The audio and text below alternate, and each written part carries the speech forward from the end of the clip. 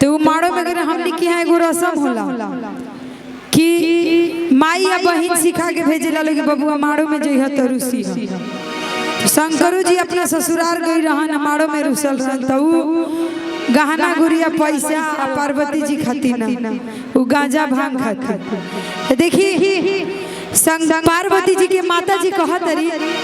कि बबुआ हमारा यहाँ तो केहू नशा गांजा पिए वाला खाए वाला बाना हम तरह के कहाँ से लाके गांजा भांग लेकिन शंकर जी जिद पड़ रहा कि ना हमरा जब चाहिए तो गांजा भांग चाहिए। तो देखिए दोनों जना में आपसी बात हो तमाड़ो में ही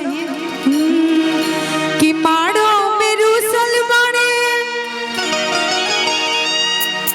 गौरा के दूल्हा हो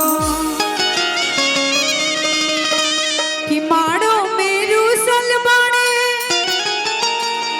गौरा के दूल्हा हो अब मांगे ले भर थरिया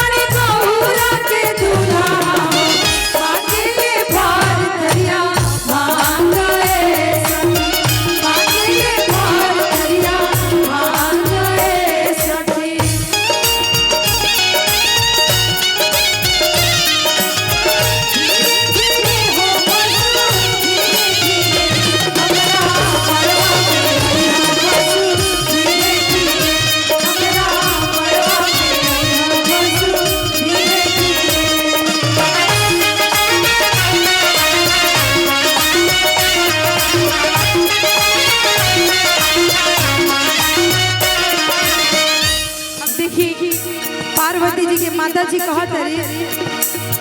ना केहू भांग खवा